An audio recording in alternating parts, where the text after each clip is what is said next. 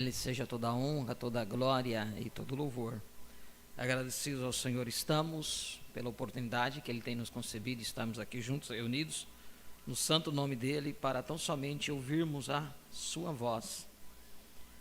Damos boas-vindas a todos os nossos irmãos que já estão conectados conosco através da internet, sejam todos bem-vindos, em nome do Senhor Jesus Cristo. Vamos colocar de pé. 1 de João, capítulo 3.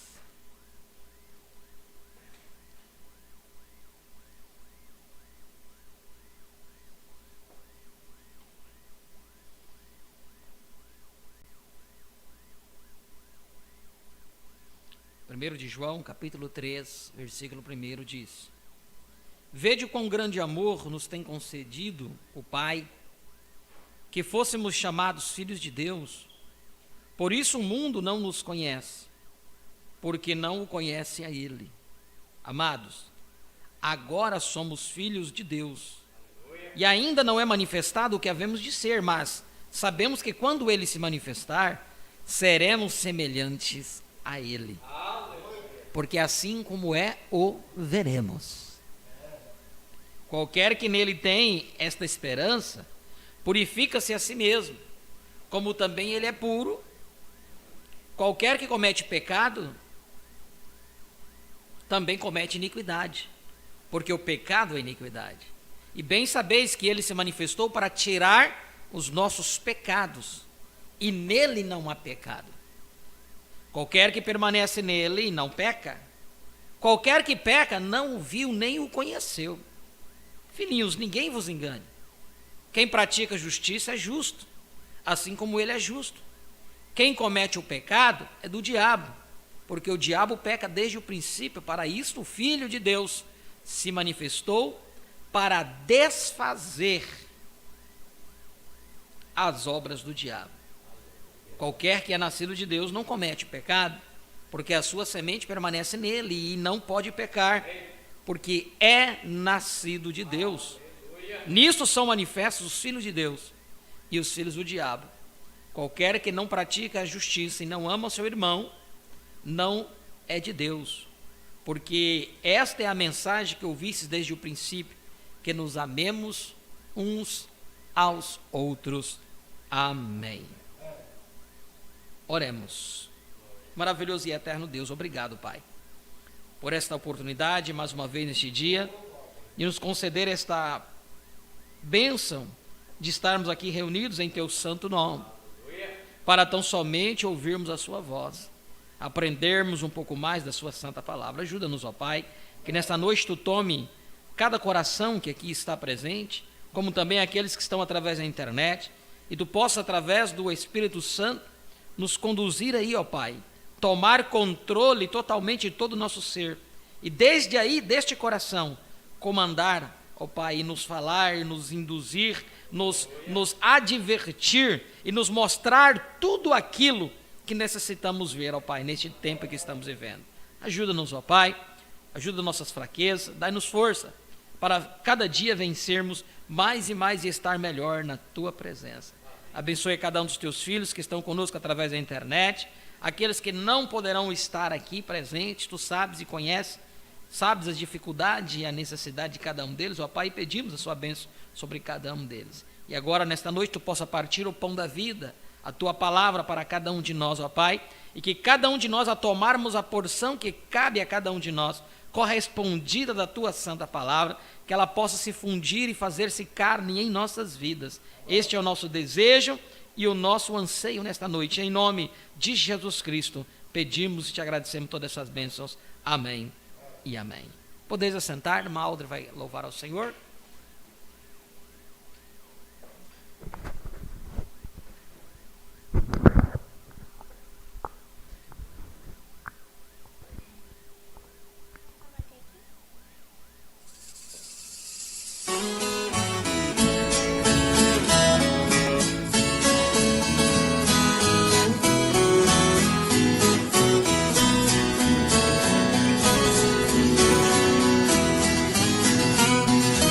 Grande é nosso gozo de sermos o povo por Deus escolhido. Somos nação santa, somos a eleita, povo adquirido. Somos sal da terra, somos luz do mundo, a Bíblia quem diz. Somos de outra parte, de um outro planeta, de outro país. Este é o motivo da nossa alegria, este é o motivo da nossa emoção. E se não bastasse do céu, nós ainda somos cidadãos. Éramos perdidos, Jesus nos achou, na cruz nos comprou com seu sangue puro. Por essa razão é que ser cristão é motivo de orgulho.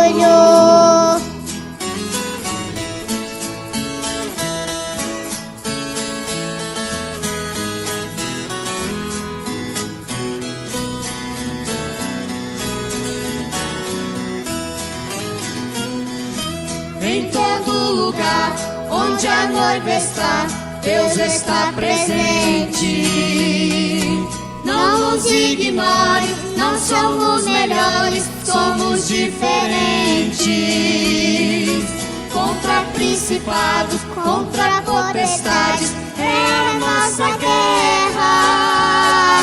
Somos conhecidos por sermos o povo mais feliz da terra. Este é o motivo da nossa alegria, este é o motivo da nossa emoção. E se não bastasse do céu, nós ainda somos cidadãos. Éramos perdidos, Jesus nos achou, na cruz nos comprou com seu sangue puro. Por essa razão é que ser cristão é motivo de orgulho. Este é o motivo da nossa alegria, este é o motivo da nossa emoção. E se não bastasse do céu, nós ainda somos cidadãos. Éramos perdidos, Jesus nos achou, na cruz nos comprou com seu sangue puro. Por essa razão é que ser cristão é motivo de orgulho. Por essa razão é que ser cristão é motivo de orgulho. Amém.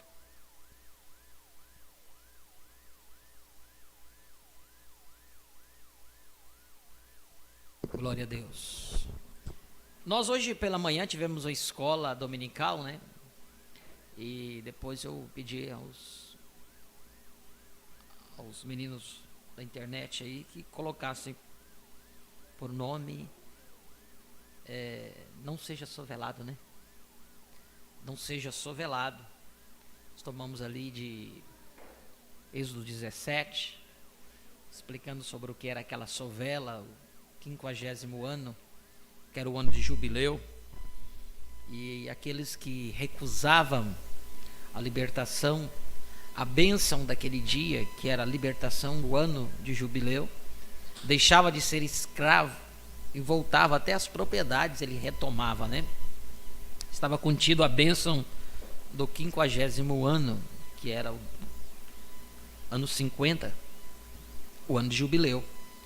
Havia duas coisas, duas decisões diante da pessoa quando ouvia a trombeta soar.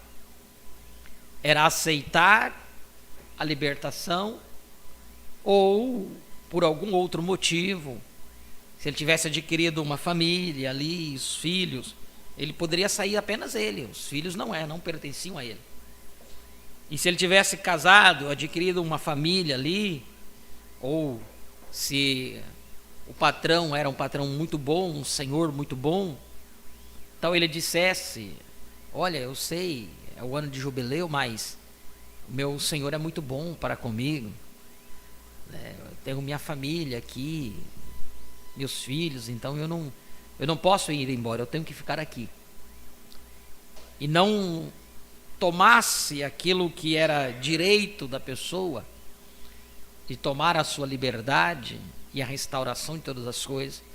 Então, a lei nos dizia da seguinte forma: era levado diante dos juízes da cidade, e ele era sovelado.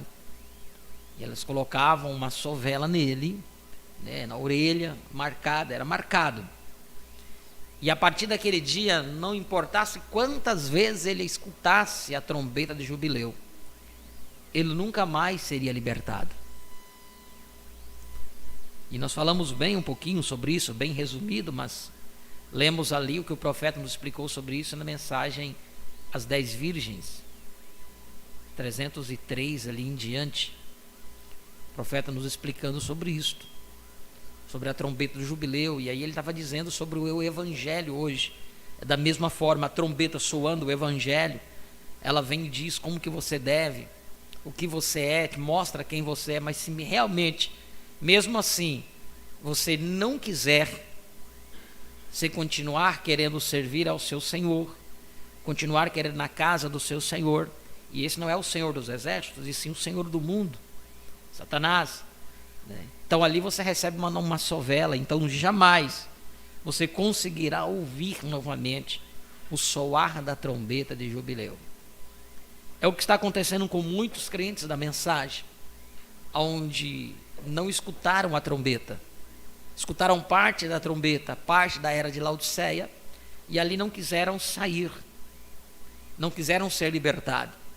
Não, aqui está muito bom, aqui está... Porque o sistema é acolhedor. O sistema é acolhedor. Se você disser, não, eu quero fazer parte desse sistema, eles pintam até de ouro para você a coisa. Te dão N's de coisas para lhe fixar, para assegurar o poderio deles sobre você. Mas para você receber, você tem que tomar uma decisão. Posso te dar, mas... Então, você estará sempre ali. E então, quando essa trombeta, a mensagem vem para nos tirar de todo erro, dogma, né, todo denominacionalismo, e quando nós não a ouvimos, o que cabe?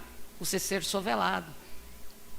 E aí nós encontramos homens hoje que ouviram sobre a segunda vinda do Senhor em pleno cumprimento, sobre a abertura da palavra, e hoje estão nos púlpitos de todo o Brasil aí, pregando para todo o Brasil que Jesus nunca disse que ele viria numa nuvem. O profeta nunca disse que Jesus viria numa nuvem. A própria Bíblia diz isso, né? E eles não conseguem entender por quê? Porque uma vez que rejeitaram a trombeta, permaneceram em seus sistemas, ou fizeram da palavra um sistema. Então o profeta diz, organizou, ali mesmo morreu. A mensagem que nós terminamos de estudar, não essa última, que ontem nós lemos aquela mensagem, hoje se cumpriu essa escritura, e foi no culto só ontem, porque ela é bem curtinha. Que coisas tremendas ontem, né?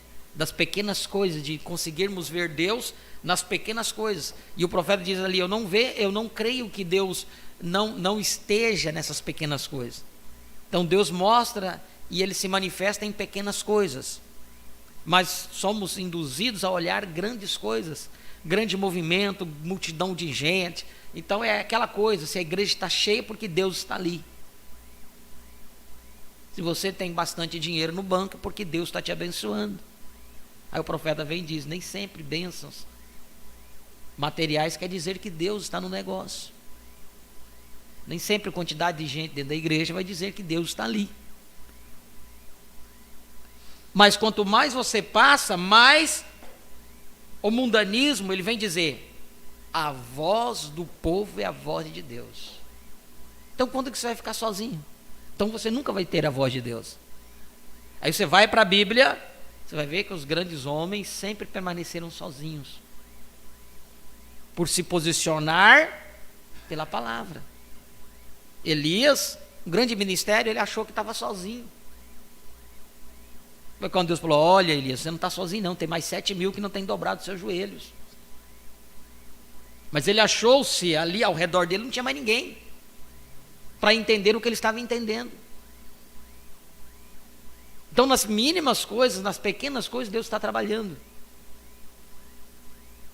Quando nós falamos assim, para nós olharmos e avaliarmos, né, quanto à segunda vinda de Cristo, já não há mais dúvida para a gente quanto a isso.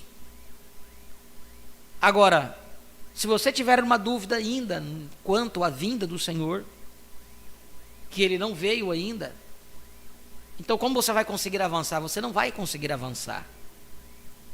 Porque junto com esta vinda tem muito mais outras coisas que estão correlacionados para nós. Mas eles não conseguem enxergar. Vocês lembram quando nós falamos, houve uma etapa, né, onde falava muito sobre aceitar a Cristo como seu único e suficiente Salvador. Depois ser batizado nas águas no nome do Senhor Jesus Cristo. E depois veio tomar a Santa Ceia, né, com pão ázimos e lava-pés. Então houve uma etapa que você falava-se muito disso. Hoje quase não se fala, não se crê. Não é que não se crê. É que precisamos entender qual é a etapa que nós estamos.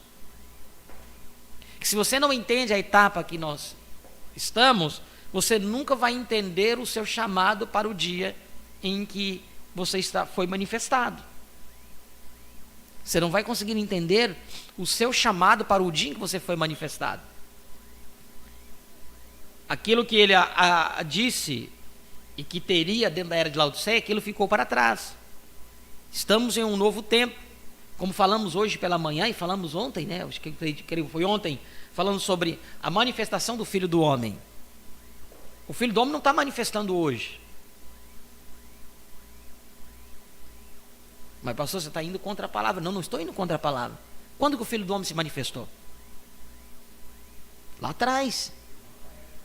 No final da era de Laodiceia, ele teve que usar um véu de carne, e ele usou lá. Então hoje não é a manifestação do Filho do Homem. Qual que é a etapa hoje? Ele se manifestou lá, para quê? Para que pudesse unir-se. Aí a gente vem na mensagem casamento e divórcio, o profeta diz que quando o homem e a mulher se unem, tem que produzir um fruto. E ele vem e nos narra sobre isso, casamento e divórcio. Tem que haver um ato aí. Então como que vai haver um ato se você não for casado com ele? E como vai haver um ato se ele não está presente? Então hoje a etapa que nós estamos é a etapa do esposo e a esposa. Porque o casamento já tem acontecido. O que resta-nos agora para nós é apenas o arrebatamento físico. Porque o espiritual já aconteceu. Não importa se você morre hoje, tampouco vai fazer diferença alguma. Você já está do outro lado. Então, quando nós olhamos e entendemos a etapa que nós estamos vivendo, isso faz nossos olhos abrir mais para então o que Deus está requerendo de nós hoje. O que Deus está requerendo de nós hoje? É uma pergunta que nós devemos fazer constantemente. Ele nos elevou à era da Pedra da Coroa para quê? Para continuar na mesma coisa de era de Laodiceia? Não, porque até mesmo quando a descida do anjo forte disse, quando ele desceu, diz o quê? O tempo não é mais. Não foi eu que estou falando isso.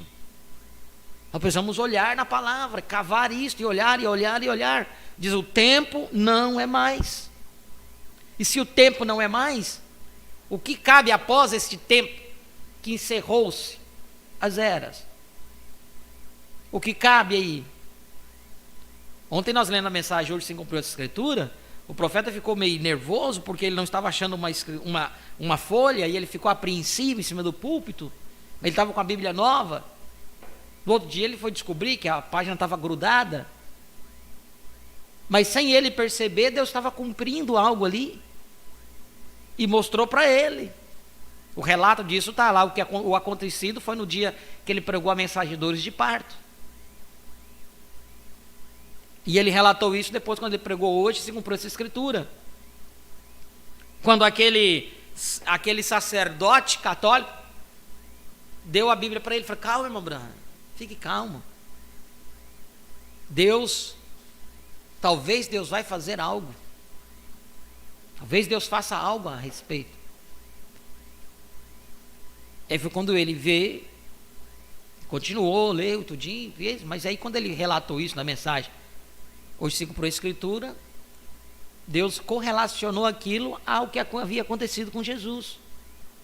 Quando ele recebeu o pergaminho, o rolo, lá no templo de um sacerdote, rabino, e ele abriu e leu, quando ele leu, Isaías 61. Mas ele só leu versículo 1 e parte do versículo 2. Ele não finalizou porque a segunda parte do versículo 2 não era para se cumprir naquele tempo. Então, qual seria o dia, quando seria cumprido esse dia? Então, esse dia seria cumprido. Esse dia seria cumprido nesse tempo final, quando os mistérios seriam desvelados, os 7 selos seriam desvelados, tudo aquilo que estava em mistério contido nas Sagradas Escrituras seria desvelado diante de cada um de nós. Então isto, irmãos, meditarmos nisto é muito bom, nos ajuda, nos firma na palavra, em entender o tempo que nós estamos vivendo. E hoje pela manhã nós vimos, não pode haver um pecado, porque se Cristo está em você, a semente ela não pode pecar.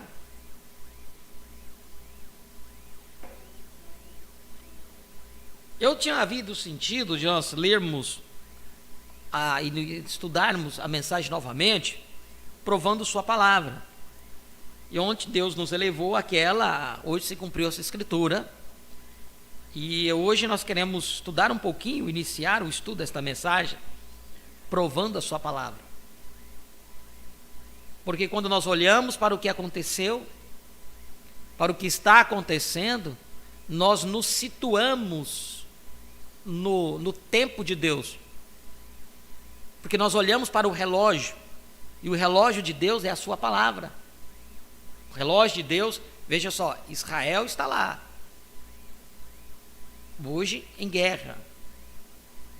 Agora há pouco já havia mais de 1.100 pessoas mortas só de Israel.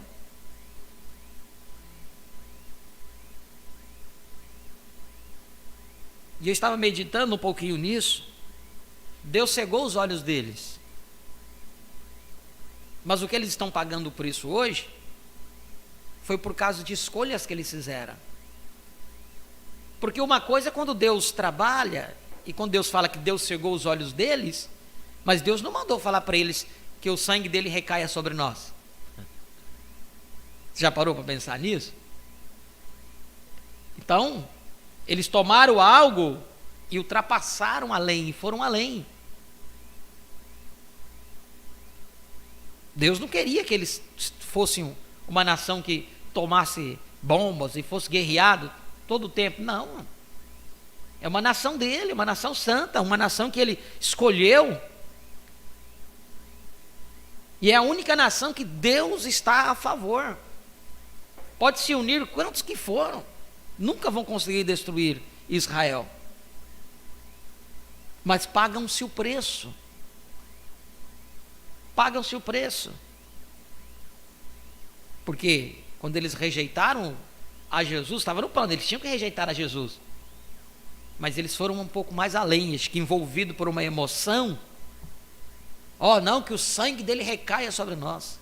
Olha o que eles escolheram. Então estão pagando o preço por uma escolha. E cabe a nós orarmos, porque é uma nação santa de Deus. Contudo, está tudo cumprindo o propósito de Deus.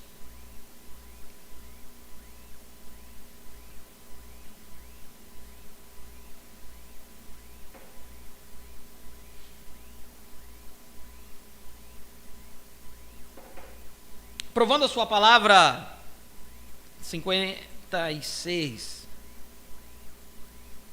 o profeta diz: e agora, a razão de ficarmos em pé, quando nos comprometemos a ser fiéis à nação, bandeiras passando em frente, ou qualquer coisa, sempre ficamos em posição de sentido ou em continência, ou ficamos em pé, pelo menos, para mostrar respeito à nossa nação, o que deveríamos fazer, e é a nossa bandeira. E ao nosso Senhor, então, quando estamos lendo a sua palavra, fiquemos em pé. Agora, enquanto lemos São Marcos, capítulo 5, começando com o versículo 21. Notem bem agora, enquanto lemos. E passando Jesus outra vez num barco para outra banda, ajuntou-se a ele uma grande multidão, e ele estava junto ao mar. E eis que chegou um dos principais da sinagoga, por nome Jairo, e vendo-o, prostrou-se aos seus pés, e rogava-lhe muito, dizendo: minha filha está moribunda, rogo-te que venhas e lhe imponhas as mãos, e que sare e viva. E foi com ele.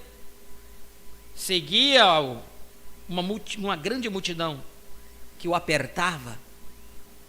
Certa mulher que havia 12 anos tinha um fluxo de sangue, que havia padecido muito com muitos médicos e despendido tudo quanto tinha, nada lhe aproveitando isto, antes indo a pior. Ouvindo falar de Jesus, veio por detrás, entre a multidão, e tocou no seu vestido. Porque dizia-se: tão somente tocar nos seus vestidos, sararei. E logo se lhe secou a fonte do seu sangue, e sentiu no seu corpo estar já curada do mal. Logo Jesus, conhecendo que virtude de si mesmo saíra, voltou-se para a multidão e disse: quem tocou nos meus vestidos? E disseram-lhe os seus discípulos: vês que a multidão te aperta e dizes: quem me tocou? E ele olhava em redor para ver a que isto fizera. Então a mulher, que sabia o que lhe tinha acontecido, temendo e tremendo, aproximou-se e prostrou-se diante dele e disse-lhe toda a verdade. E ele lhe disse: filha, tua fé te salvou, vai em paz e ser curada deste teu mal. Estando ele ainda falando, chegaram alguns dos principais da sinagoga, a quem disseram: a tua filha já está morta, para que enfadas mais o mestre? E Jesus, tendo ouvido essas palavras, disse ao principal da sinagoga: não temas, crê somente. E não permitiu que alguém o seguisse, e a não ser Pedro, Tiago e João, irmão de Tiago. E tendo chegado à casa do principal da sinagoga, viu alvoroço, e quando que choravam muitos e pranteavam. Choravam muito e pranteavam. E entrando, disse-lhes: por que vos alvoroçais e chorais? A menina não está morta, mas dorme. E riram-se dele. Porém ele, tendo-os feito sair, tomou consigo o pai e a mãe e a menina, melhor dizendo, e então os que com ele estavam, e entrou onde a menina estava deitada. E ele disse à menina, e ele, desculpe-me, tomando a mão da menina, disse-lhe: Talita cumi, que traduzido é: menina, a ti te digo, levanta-te. E logo a menina se levantou e andava, pois já tinha 12 anos, e assombraram-se com grande espanto, e mandou-lhes dizendo que ninguém o soubesse, e mandou-lhes dizendo que ninguém o soubesse, e ele disse que lhe dessem de comer. No livro de 1 Reis, capítulo 10, lemos 3 versículos. Estou no 57 agora. E ouvindo a rainha de Sabá a fama de Salomão acerca do nome do Senhor, veio prová-lo por enigmas, e veio a Jerusalém com muito grande exército, com camelos carregados de especiarias, muitíssimo ouro, pedras preciosas, e veio a Salomão, e ele disse-lhe tudo quanto tinha no seu coração. E Salomão lhe declarou todas as suas palavras, e nenhuma coisa se escondeu ao rei que não lhe declarasse. Oremos. Senhor Jesus, ao lermos estas histórias da Bíblia, os nossos corações saltam de alegria, pois sabemos que Tu és Deus e que Tu nunca mudas. Tu nunca mudas teus métodos. Tu nunca mudas teu modo de ser. Tu permaneces Deus para sempre. E rogamos, Deus, que Tu nos tragas a interpretação sempre. E rogamos, Deus, que Tu nos traga a interpretação dessas escrituras que Tu gostarias que saibamos, que nossos corações sejam discernidos. O grande Espírito Santo venha entre nós hoje e discirna nossos pensamentos e nosso coração.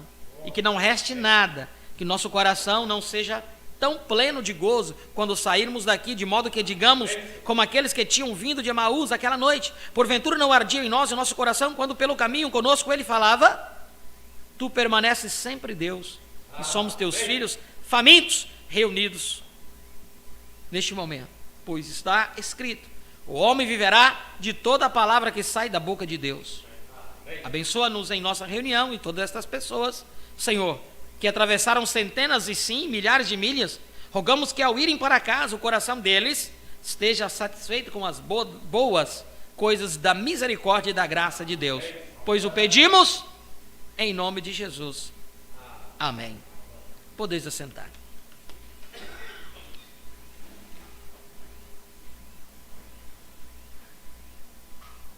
Um pequeno tema muito estranho.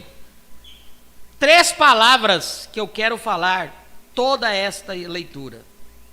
Você talvez diga, isso é muita coisa, isto é uma coisa muito pequena. 3 palavras de tudo que o Senhor leu, uma porção de 2 capítulos da Bíblia. Mas eu fiz isto para base, para tomar estas 3 palavras, provando a sua palavra. Sabe, há uma escritura na Bíblia, em 1 de Tessalonicenses 5, 21, onde está escrito, examinai tudo, retende o bem. Quando qualquer coisa é examinada, isso será provado ser ou correto ou errado. E quando houver qualquer coisa em questão, isso deve ser examinado até se encontrar o que é correto. E então, ao encontrar o que é correto, ela disse, retende. Examinai tudo. E quando você encontra algo que é correto, retenha isto. Não titubeie, retenha, fique com isto. Em outras palavras, agarre, não solte.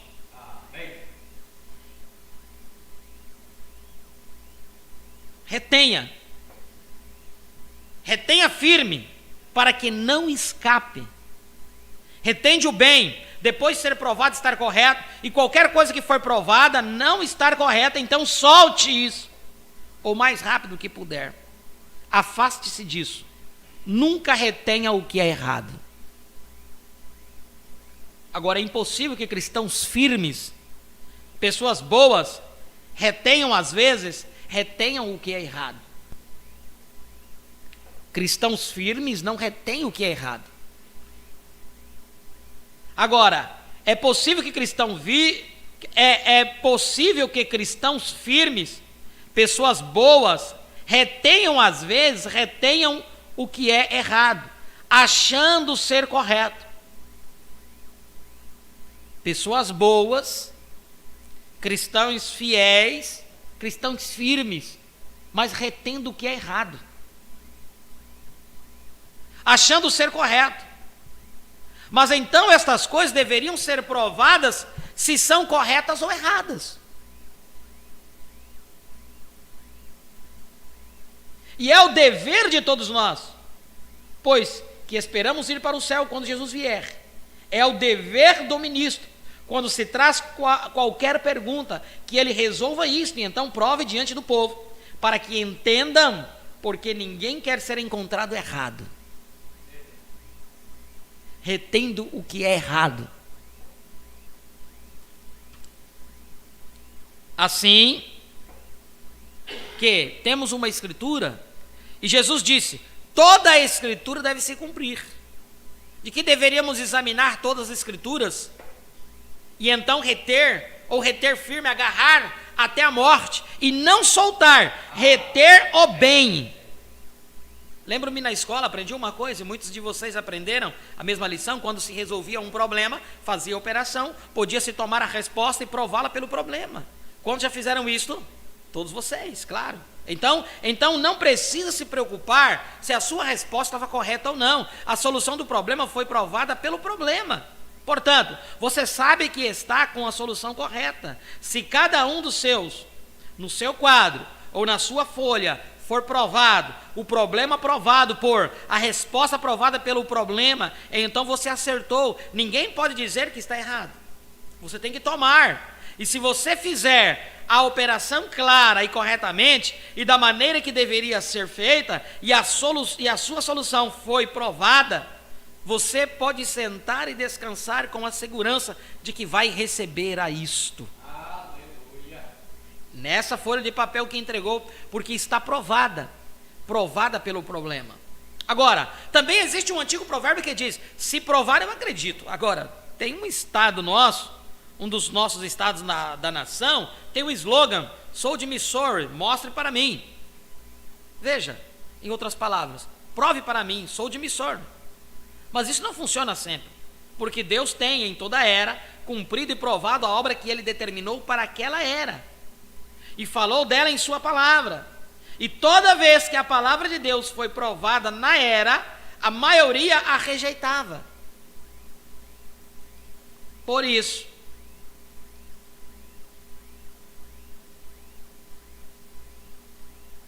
se provar, eu acredito, não é assim.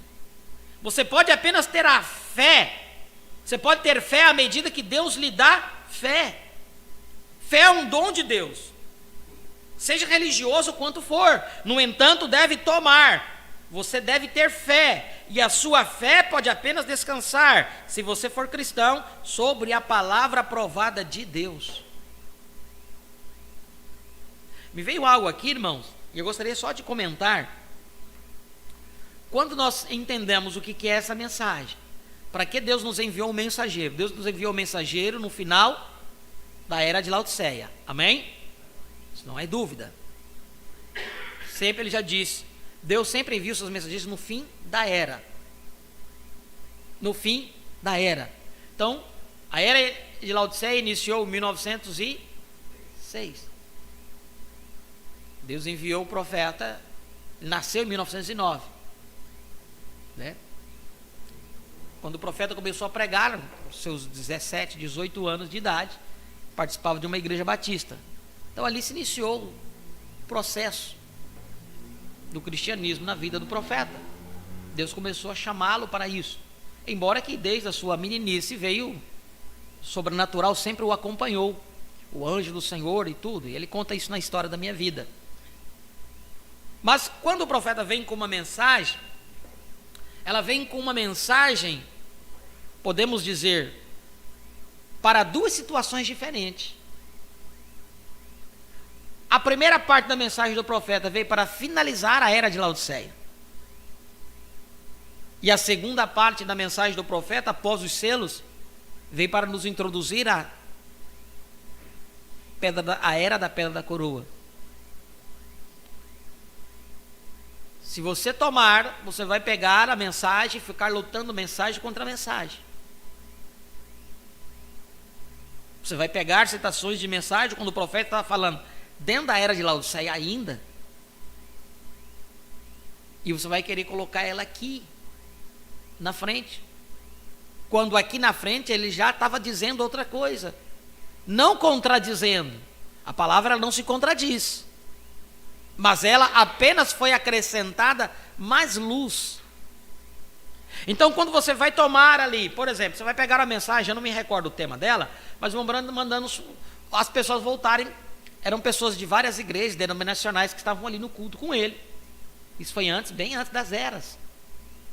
Mensagem de 56, 57, alguma coisa por aí. Ele vai dizendo assim: volte e fica lá dos seus pastores. São homens de Deus da denominação. Mas a partir do momento que houve um tempo em que Deus trabalhou com o profeta de uma forma, por isso ele diz: faça a obra do evangelista. Tu não és um evangelista, mas faça a obra de um. O O evangelista, ele prega o evangelho. Ele não doutrina ninguém. Ele é apenas para pregar o evangelho. O evangelista não está aí para doutrinar a ninguém. Quem faz isso é um ministério pastoral, que vai ajudar a pessoa na sua dificuldade, ajudar ele a lutar, a tirar as dúvidas dele do evangelho, tudinho. Mas o evangelista vem aqui para pregar o evangelho. Então o profeta diz, Deus falou para ele, faça a obra de um evangelista. Ele saiu fazendo a obra de um evangelista. Ele era um profeta, porque um profeta, desde o ventre da sua mãe, ele é escolhido por Deus. Amém? Mas ele estava cumprindo um trabalho, um propósito de Deus na vida dele. Então você vai pegar isso aí qualquer um vai dizer aqui, olha, tá vendo? O William Branham, ele era a favor da denominação, porque ele mandou as pessoas voltarem para a denominação. Entenda, você tem que olhar o tempo em que ele estava pregando aquilo. Estão me entendendo? Você tem que pegar o tempo em que ele estava pregando aquilo e entender ali que a partir da abertura dos selos se tornou uma nova coisa. Toma as mensagens de 65 para vocês verem. Não acho que não foi muito, era Cristo, mistério de Deus revelado. O profeta diz, então, temo que agora vocês não estão entendendo o que está acontecendo. O que está acontecendo agora vocês não estão entendendo. Cristo, mistério de Deus revelado, está lá nos primeiros parágrafos que nós lemos sobre isso. Eu temo que vocês não estão entendendo o que está acontecendo. E eles não estavam mesmo. Porque a mensagem veio para nos tirar de e nos introduzir a. Veio para nos tirar da era de Laodiceia, a era pentecostal, e nos introduzir a era da pedra da coroa, a era da noiva, a era do entardecer. O profeta deu vários nomes a este lugar. Não é que seria uma nova era com um novo profeta, não, é o mesmo. Porque a era da pedra da coroa é a era de Cristo. E era Cristo no mensageiro, e agora é Cristo em nós. Então nessa era da pedra da coroa, é Cristo em nós. E quanto mais você tem da palavra em você, mais você tem de Cristo, porque Ele é a palavra. E a união invisível, acontece isso entre você e a palavra. E aí você passa a gerar o Filho palavra. Então, se você não entender aqui, para você poder entender isto, que houve duas etapas no ministério do profeta, ou melhor, podemos dizer três, né? Primeira, curas. A segunda, discernimento. E ele diz, mas essas duas foi para atrair a atenção das pessoas, preparar as pessoas para receber a terceira, que é a abertura da palavra. Eu estava falando ontem, né, com os irmãos ali de fora, depois do culto, disse, olha, no profeta houve, Cristo se manifestou de uma forma sobrenatural naquele homem, naquele corpo de carne. Por quê? Ao ponto de ele falar a palavra e a palavra criar. Então quando nós falamos, então, olha, era um homem ungido, agora é um povo ungido, então Cristo está em mim, mas qual é a parte de Cristo que está em você? É a mesma parte que esteve em William Branham? Não, porque aquela que esteve em William Branham foi para um propósito específico. Você nunca vai viver o que o William Branham viveu. Amém? Você nunca vai viver o que o William Branham viveu. Deus manifestou nele para um propósito. Lucas 17:30 aconteceu ali, nele. Manifestação do Filho do Homem, como ele disse ontem na mensagem, nas eras, né? Ele diz no início da era, o Filho do Homem, Jesus, nas eras, Filho de Deus, até a era de Laodiceia, Filho de Deus, depois das eras, Filho de Davi, no milênio. Mas neste entremeio, entre Filho de Deus e Filho de Davi, novamente manifestaria o Filho do Homem, o primeiro lá. E esse Filho do Homem manifestaria aqui não dentro, entre o final da era com a introdução do milênio.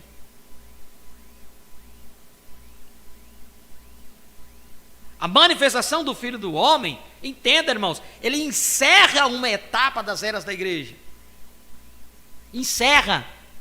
Ele não acontece dentro da era, porque dentro das eras da igreja ele é Filho de Deus. Estou entrando no que nós vamos ler aqui, isso aqui na mensagem. Mas é porque se você não entender, você vai fazer confusão. Aí você vai pegar algo lá de trás para querer colocar hoje. E aí você vai deslocar a palavra. Então você não vai entender aonde Deus está te chamando, aonde Ele quer colocar você.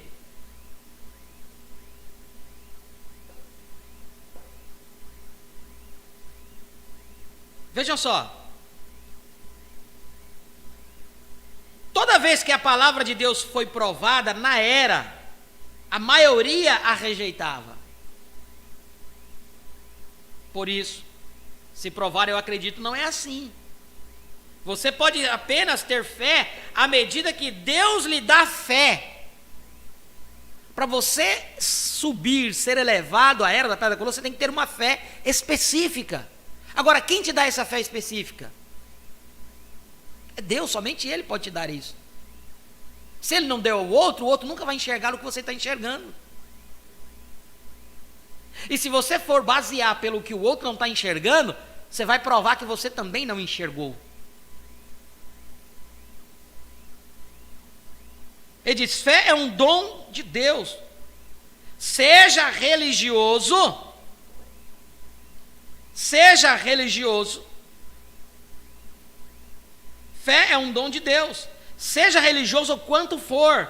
No entanto, deve tomar-o. Você deve ter fé. E a sua fé pode apenas descansar, se você for cristão, sobre a palavra aprovada de Deus.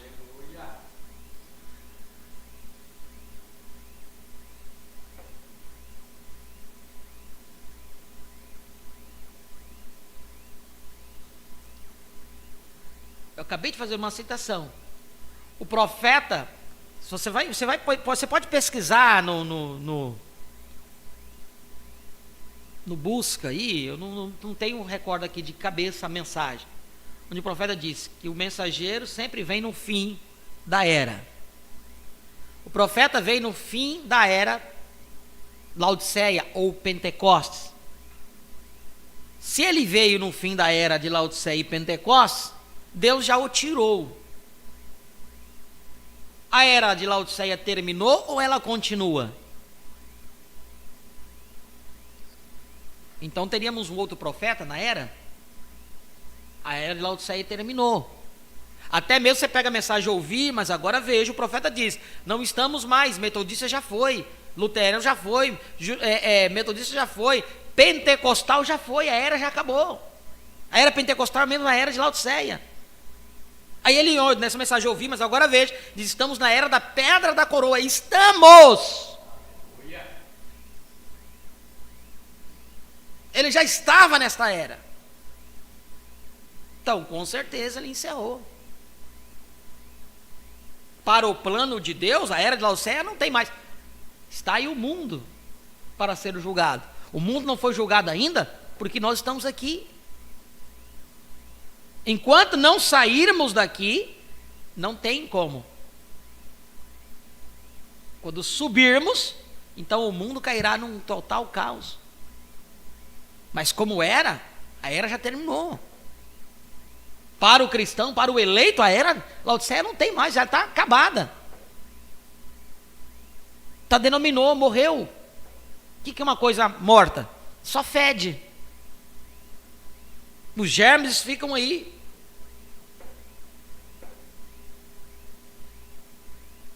Então veja só.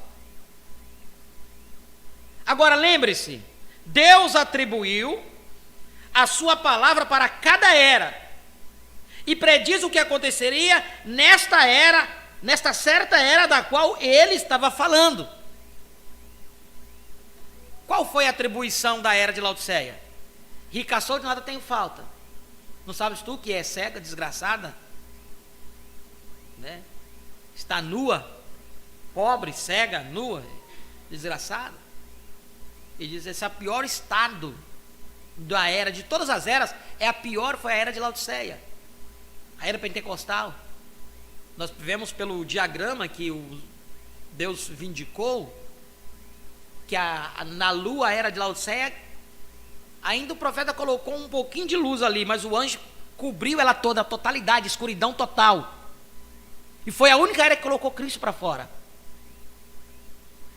Então não tem como você estar dentro se Cristo está fora.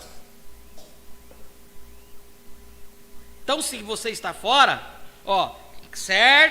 né, o que aconteceria, e prediz o que aconteceria nessa certa era da qual ele está falando.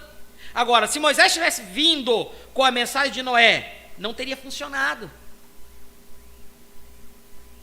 Se Jesus tivesse vindo com a mensagem de Moisés, não teria funcionado. Ou um profeta ter vindo com a mensagem de outro profeta, não teria funcionado.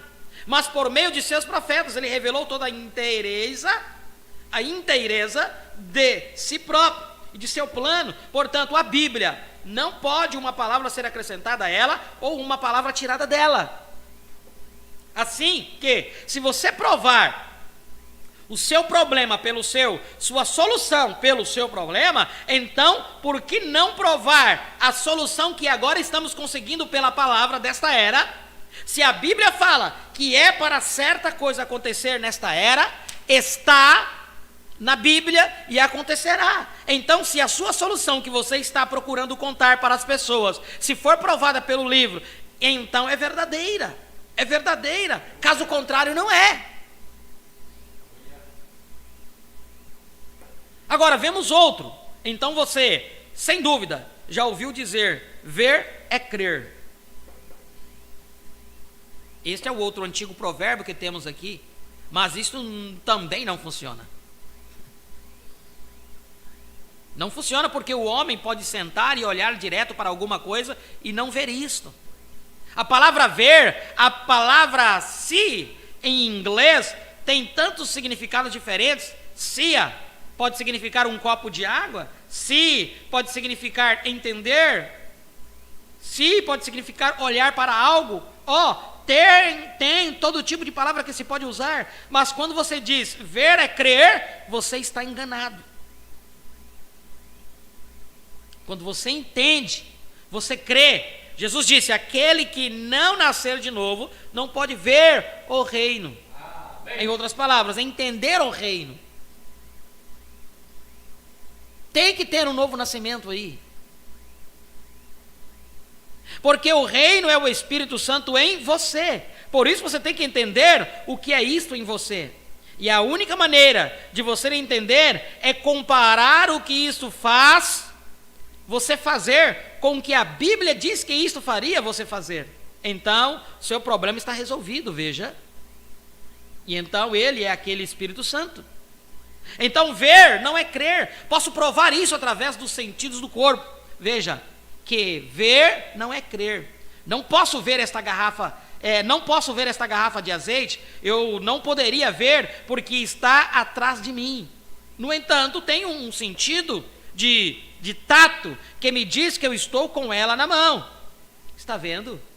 Agora, eu não poderia vê-la. É impossível. E agora não posso alcançá-la. É impossível, e no entanto, creio.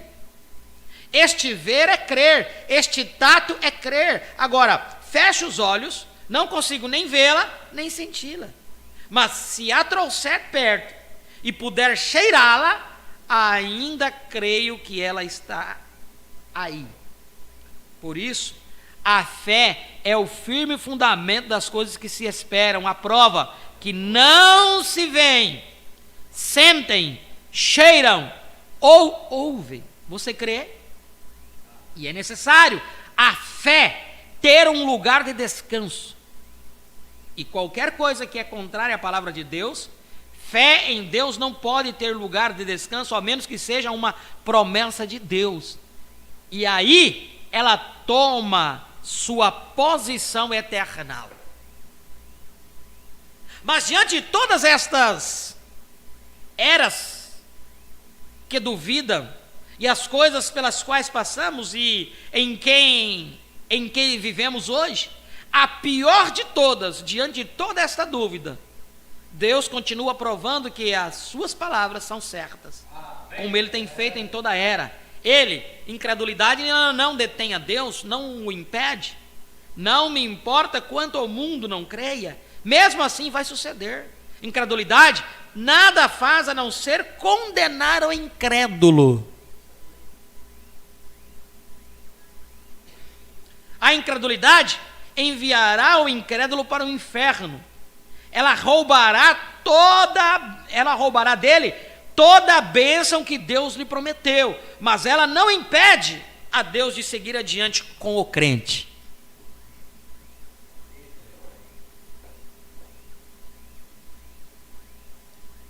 Veja, a incredulidade não detém a Deus, ela somente detém o incrédulo. Você diz, o sol não vai brilhar amanhã, vou pará-lo. Tente, está vendo? Muito bem, não se consegue fazer isso. Deus a colocou em ordem, disse que iria brilhar, e vai brilhar. É só isto. Ele disse que iria, talvez haja umas nuvens debaixo dele, mas mesmo assim ele vai brilhar do mesmo modo. E você não pode deter a Deus com isto. Ele o quê? Como ele declara a sua palavra às pessoas? Primeiro, Deus conhecendo que haveria incrédulos. Agora observe, a sabedoria de Deus, sabendo que haveria incrédulos e que a maioria seria incrédulos.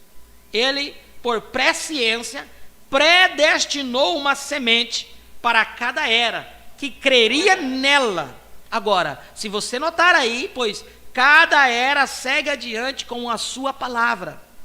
Tudo bem na hora certa, nada impede a Deus. Ele segue adiante e cada clique está se dando com exatidão. Achamos às vezes que não vai funcionar direito, mas não se preocupe, o seu relógio está precisamente exato. Tudo está funcionando com exatidão. Aleluia. Quando olho em volta de mim, às vezes vejo esses riques e essas riquetas que temos hoje nas ruas, e como que tudo anda acontecendo, eu penso, Deus, espere aí. Ele diz, veja, o meu relógio está girando com exatidão. Tenho que colocá-lo na mesma base que coloquei o primeiro homem, naqueles dias. E o coloco na mesma base de Lutero e na mesma base de Wesley, porque, veja, você não se conhecia pecado então como agora.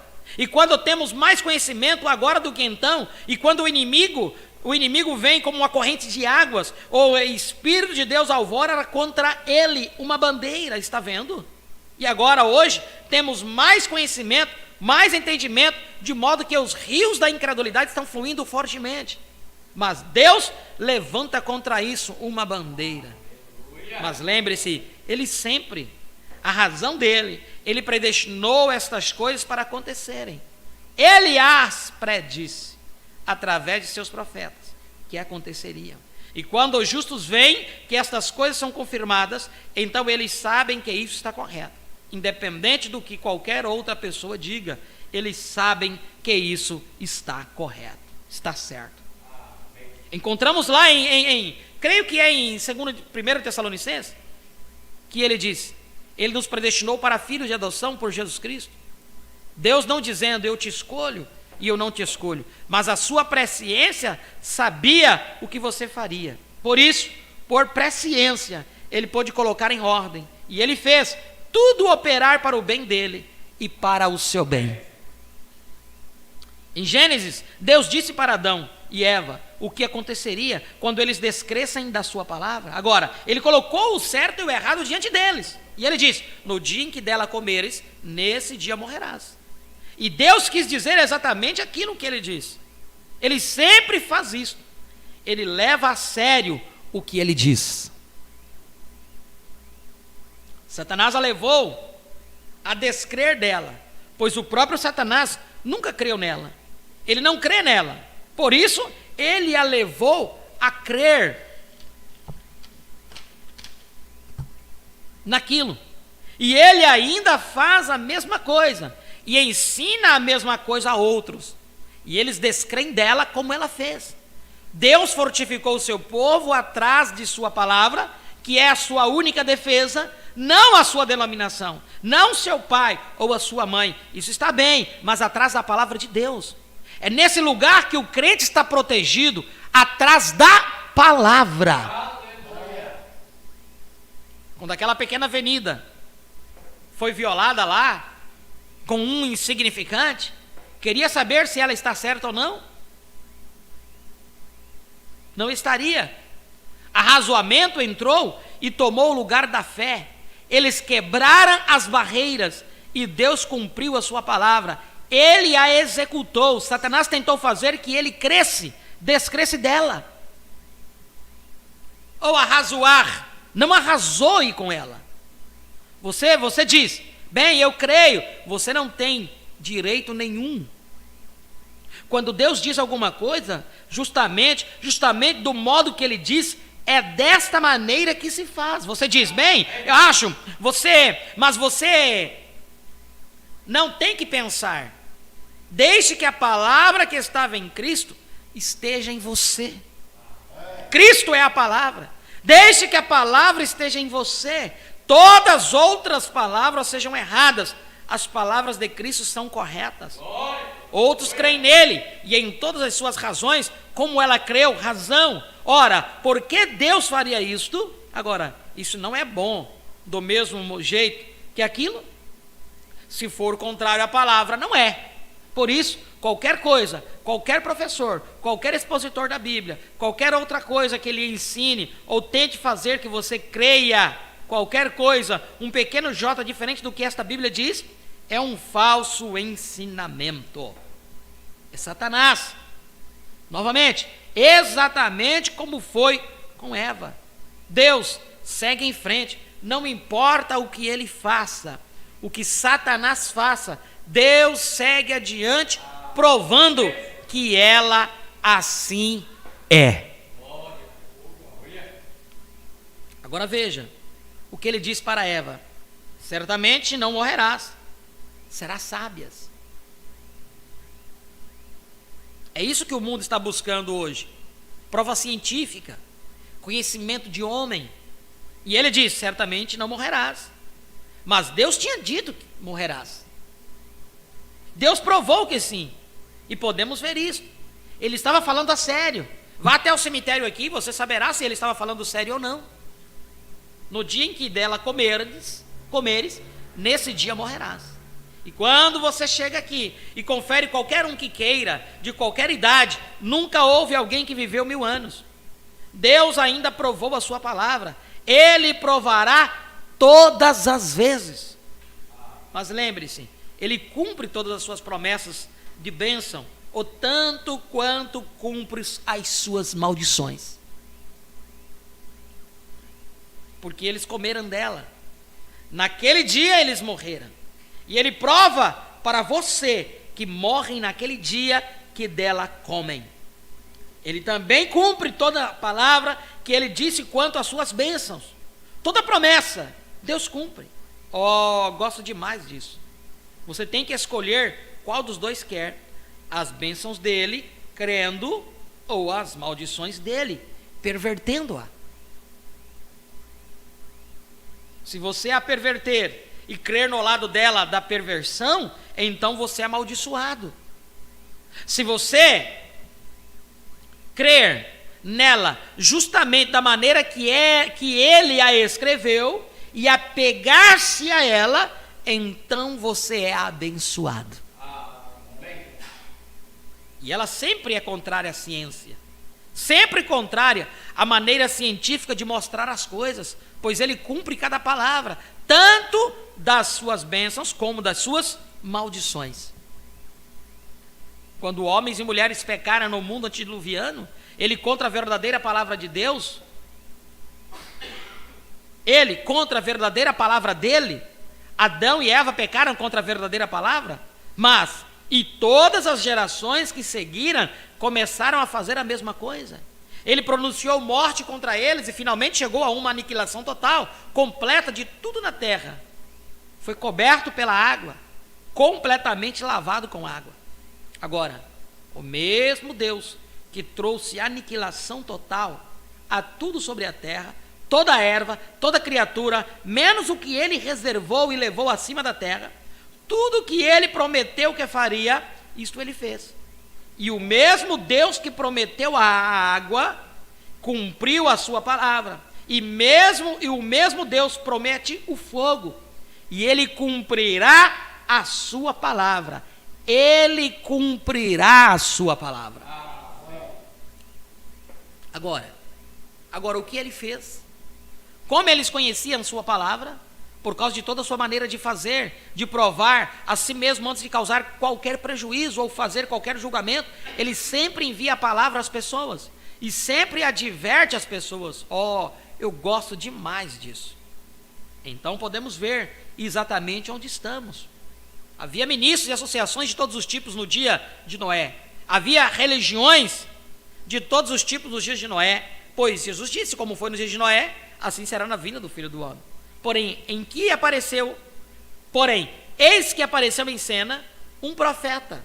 E ele começou a fazer uma coisa, começou a construir uma arca, e Deus enviou o seu profeta Noé para provar que ele havia enviado a sua palavra e para dizer-lhe que se aproximava uma destruição, que ele não podia suportar a maneira que as pessoas estavam agindo, que ele tinha de destruir o homem que ele havia em tempos passados criado. Agora, a palavra vinda ao profeta sempre, ele nunca muda. Malaquias 3 diz: sou Deus e não mudo. Noé foi enviado a uma era científica com uma mensagem não científica. Noé foi enviado a uma era intelectual com uma mensagem não intelectual. Ele foi enviado a uma era de ciência quando ele tinha uma mensagem de fé e de promessa para uma era científica. De modo que poderia você acreditar que uma era científica creria numa mensagem não científica? Uma era de grande intelecto, e então acreditaria você que eles teriam fé em uma coisa que parecia absolutamente tola para a mente humana? Mas Deus sempre faz desta maneira. Noé era um profeta confirmado do Senhor, era a mensagem de Deus da hora. Ele teve de crer que o povo teve de crer na sua mensagem. Ele teve de crer que o povo teve de crer na sua mensagem depois dele ter sido confirmado pelo Senhor de que era a palavra de Deus, e Deus ia cumprir a sua palavra. Agora, é a mesma coisa hoje. Estamos no fim dos tempos. Agora, aquelas pessoas deveriam ter sabido. Veja, agora você notou, Noé era um tipo dos judeus que passarão pela tribulação. Enoque foi um tipo da mensagem legítima de transladação da igreja, pois Enoque foi levado e então veio o dilúvio. E ambos, o primeiro profeta, Enoque, foi tirado do caminho para que Noé pudesse prosseguir com a sua. Deus pudesse prosseguir com Noé. E agora a igreja será levada para que Deus possa novamente tratar com os judeus. E o remanescente dos judeus, os 144 mil, como estudamos nas Escrituras aqui.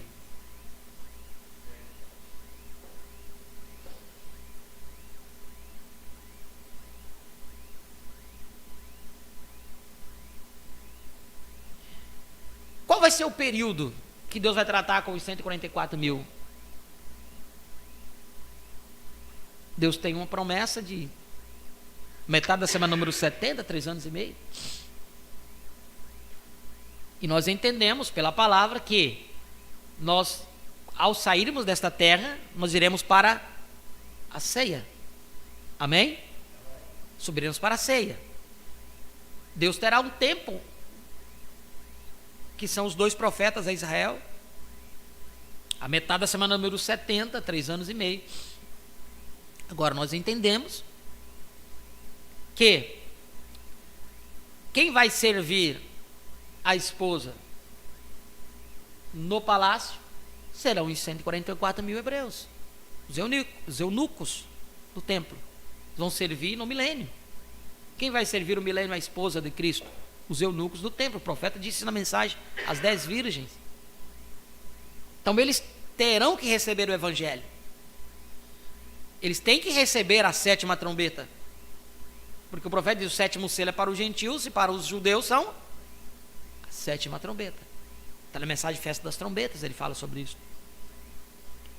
Então, nesse período de festa da ceia lá, onde Deus vai tratar com os judeus. 2 profetas. Deus vai tratar com Israel. Neste mesmo período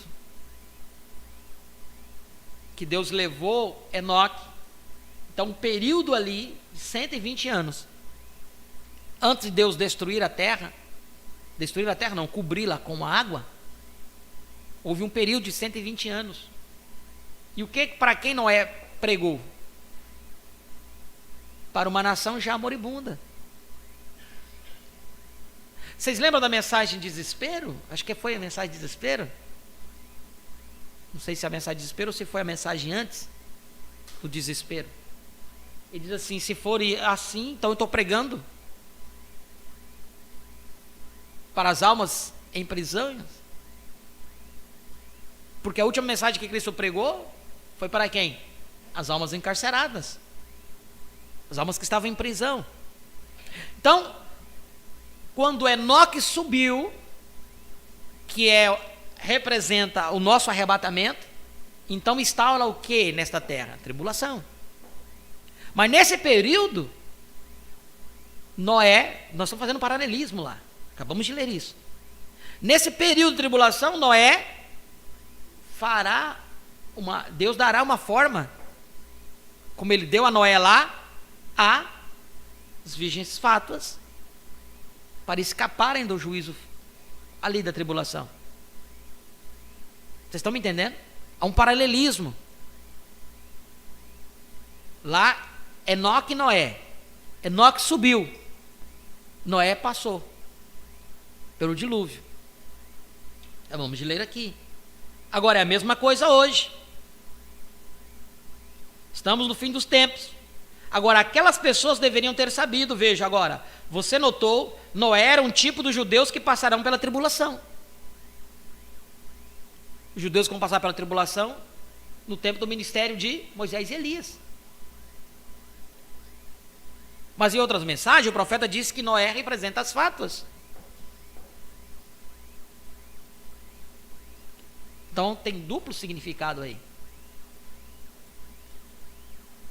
Enoque foi o tipo, e Noé era um tipo dos judeus que passarão pela tribulação. Enoque foi o tipo da mensagem legítima de transladação da igreja, pois Enoque foi levado antes que veio o dilúvio. Por isso o profeta pregou a mensagem para tirar a igreja antes da tribulação. A igreja não, a noiva sim, a esposa sim, porque ela já foi julgada. Mas a igreja não, a igreja vai passar pela tribulação. Aí onde está as virgens nércias com as prudentes? A correlação aí. Enoque foi o tipo da mensagem legítima de transladação da igreja, pois Enoque foi levado e então veio o dilúvio, e ambos, o primeiro profeta Enoque foi tirado do caminho para que Noé pudesse prosseguir com a sua, Deus pudesse prosseguir com Noé. E agora a igreja será levada para que Deus possa novamente tratar com os judeus, o remanescente dos judeus, 144 mil, como estudamos nas escrituras aqui. Mas diante de toda a era científica incrédula, Deus provou a sua palavra de promessa verdadeira, enviando-lhe o dilúvio. Agora lembre-se, nos dias de Noé, nunca havia chovido na terra. Deus fazia uma névoa subir da terra para irrigar, mas nunca choveu. Mas Noé disse: vai chover. Agora isto foi. Eles podiam pegar um instrumento e lançá-lo nos céus e dizer: não existe umidade lá em cima, não existe chuva lá em cima. Podemos provar que não existe chuva lá. Independente do que a ciência dizia, Deus disse que ia chover. Amém. De modo que isto dá conta do assunto. Agora, o que Deus fez? Na minha opinião, quando alguns deles balançaram o mundo um pouco e o tiraram do ângulo, então isso jogou a parte de trás deste jeito. O calor da terra no frio somente trouxe a umidade. E o mundo estava coberto primeiro, e as atmosferas lá em cima, a umidade no ar, justamente se juntaram em forma de nuvem e deixaram cair. Foi só isso. Agora sabemos hoje que existe fogo lá em cima, porque os gases estão na terra. E a Bíblia diz: os céus e a terra passarão com grande estrondo, e a terra ardendo se desfará. Por isso sabemos que está lá em cima. Por isso é justamente do mesmo modo como foi nos dias de Noé. Nós vamos até aqui. A própria ciência diz, sabem que algo está por acontecer. Não é à toa que eles estão investindo em busca de vidas em outros planetas. E a maior de todos os gastos deles é descobrir se há algum lugar mais habitável, para que eles possam sair dessa terra, porque eles sabem que há uma iminente destruição desta terra. Que o Senhor possa abençoar a sua palavra em nossos corações. Feche os teus olhos neste momento, Pai. Em nome de Jesus Cristo, nós te agradecemos pela porção da tua palavra, desta mensagem, provando a sua palavra. É um estudo, ó Pai. Muitas vezes lemos algo aqui que não conseguimos entender, mas o teu Espírito Santo é o único que poderá fazer que se encaixe tudo em nossos corações, nos dando a visão correta, ó Pai, do que tu tens falado através da tua palavra. Te damos graças por tudo e te pedimos, ó Pai, abençoe a cada um dos teus filhos, nossos irmãos que estiveram conectados conosco através da internet. Derrame sobre suas vidas tudo o que eles tenham necessidade. Em nome de Jesus Cristo, conceda-lhes uma semana cheia das tuas bênçãos. Esse é o nosso pedido e a nossa oração, em nome de Jesus Cristo. Amém e amém. Nós tivemos conectado conosco, nossos irmãos. Para nós sempre é uma honra e uma bênção ter cada um de vocês aí do outro lado. Muitas vezes muitos não conseguem comunicar, mas para nós é sempre uma honra tê-los conosco. Tiveram conectado conosco nosso irmão Jailson, da Paraíba, nosso irmão Genair, de Montenegro, não conseguiu vir hoje, né, devido a algumas dificuldades de trabalho e Montenegro. Irmão Francis Cláudio Farias, irmão Marlúcio dos Santos, irmã Eloá Kenara, de Alto Paraíso, irmão João Carlos Fernandes e família, Jandira, São Paulo, irmã Luziane Nunes, Piauí, São Pedro, irmã Raquel Souza, Jandira, São Paulo, irmão Romeu Aidman, daqui de Ariquemes, irmão Marcelo Estevão, Rio Grande do Sul, pastor Ailton Dantas, Jandira, São Paulo, irmã Keren Apuc, Tangará da Serra, irmã Maria Rosianes de Souza, também, Deus te abençoe. Irmã Maria esteve conectada conosco. Esses foram os irmãos que comunicaram suas audiências. Irmã Edilene Santos também, né, Alto Paraíso. Deus continue abençoando a todos os nossos irmãos. E aqueles que não conseguiram comunicar suas audiências, sintam-se todos abençoados em nome do Senhor Jesus Cristo. Um louvor, e após o louvor estaremos despedidos com esta audiência através da internet.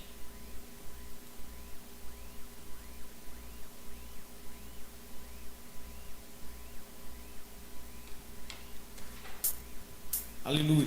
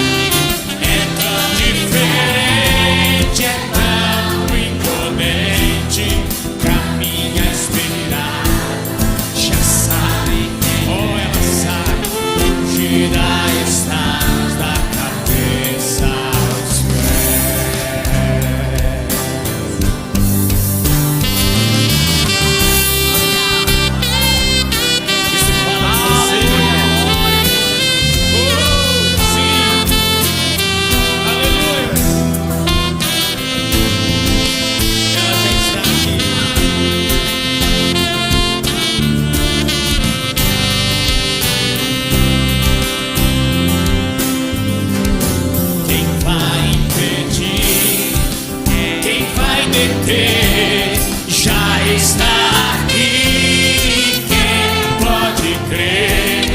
Outra Ratibose posicionada, muito atenciosa com a palavra falada.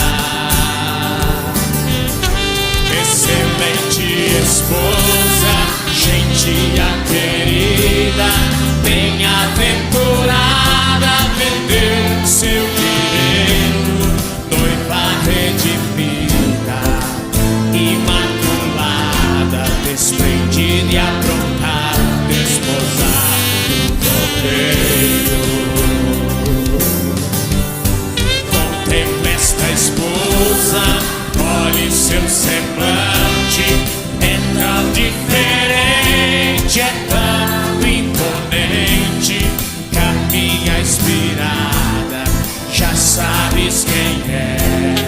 Ungida estás da cabeça aos pés.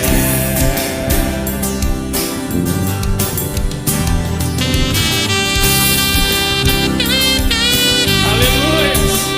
Ela já está aqui. Por isso estamos cantando. Quem vai impedir? Quem vai deter? Outra Ratibose posicionada. Aleluias! Levante sua mão e diga, meu irmão, quem vai impedir? Quem vai impedir? Quem vai deter? Já está aqui. Quem pode crer?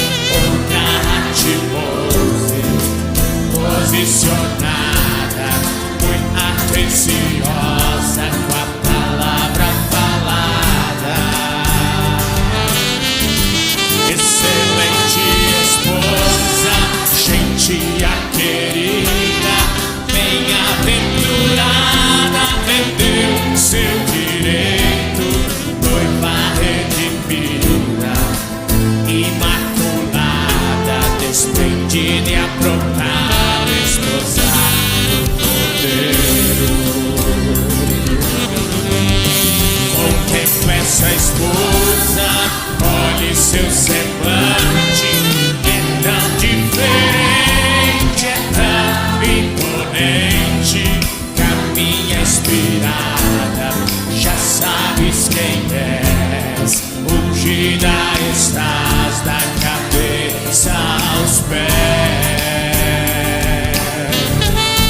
Contemple essa esposa, olhe seu semblante, é tão diferente, é tão imponente, caminha inspirada, já sabes quem é.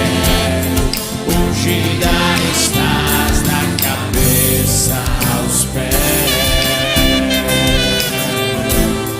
Ungida estás da cabeça aos pés.